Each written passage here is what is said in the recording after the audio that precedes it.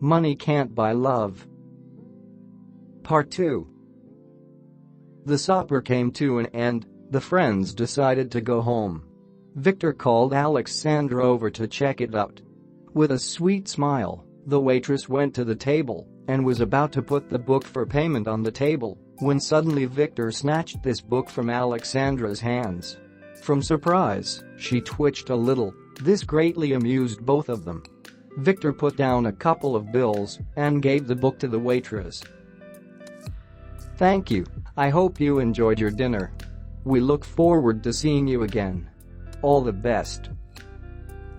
Alexandra has already started to unfold, but Victor decided not to miss the opportunity to communicate with the girl. "Alexandra, what do you do after work?" he asked boldly. But the girl only lifted the corner of her lip, turned around and left.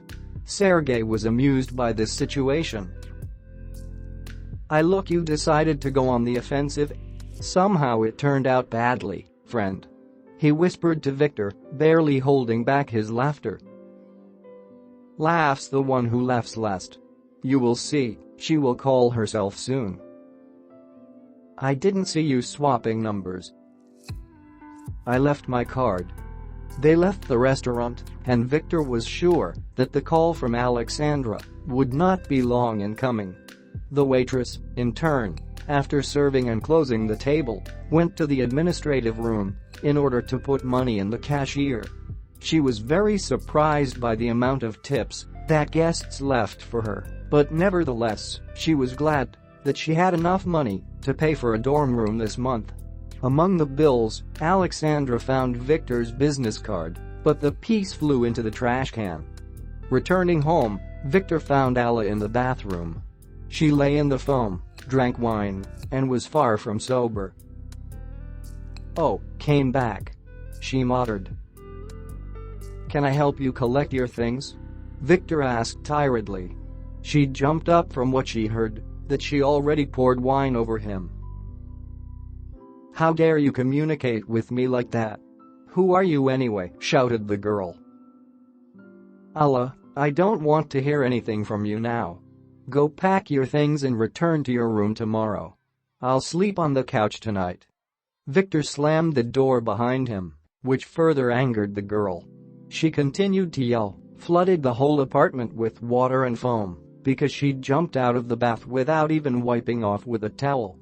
After half an hour of unsuccessful attempts to make peace with Victor, Alla left to collect her things.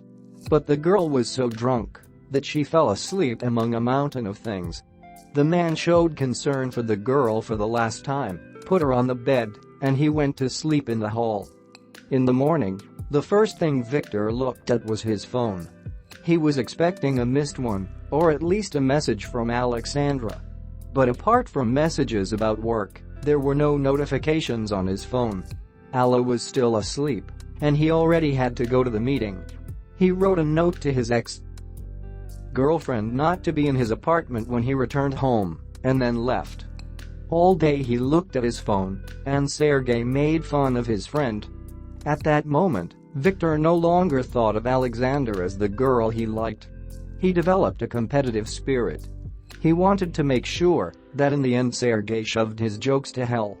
Then the friends decided to go for dinner again at the restaurant where the girl works.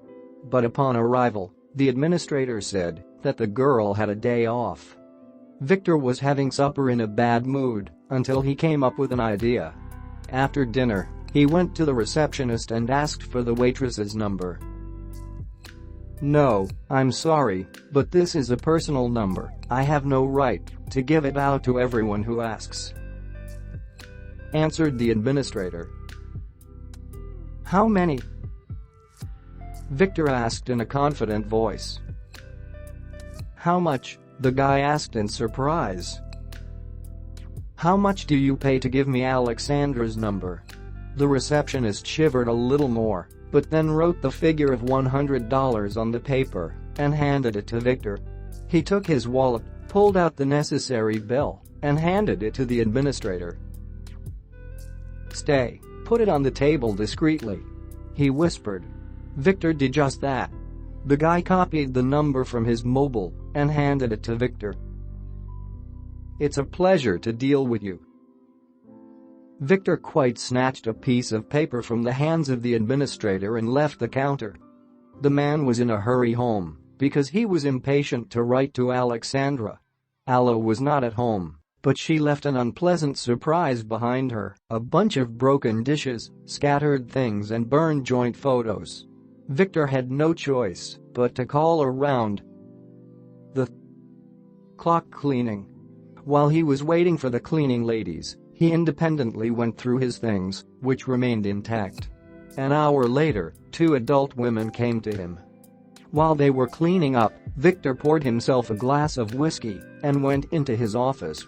Sitting more comfortably, he wanted to get a piece of paper with a number out of his pocket, but it was not there. He jumped out of the office and ran all over the apartment in search of a piece of paper because it cost him dearly for an ordinary piece of paper. But the search for him was in vain. Then he turned to the cleaning ladies. One of them remembered that she had thrown some piece of paper into the trash. Victor began to climb the garbage bags like a madman, and lo and behold, he found her. Satisfied, but tired, he returned to his office. So where to start? He could not formulate his message for a long time, so he simply wrote hello. There was no quick answer. Victor had already had time to drink 2 glasses of whiskey when suddenly his phone began to vibrate. A message appeared on the screen. "Hello? Who is this?" Continued follows, signed so you don't lose the sequel.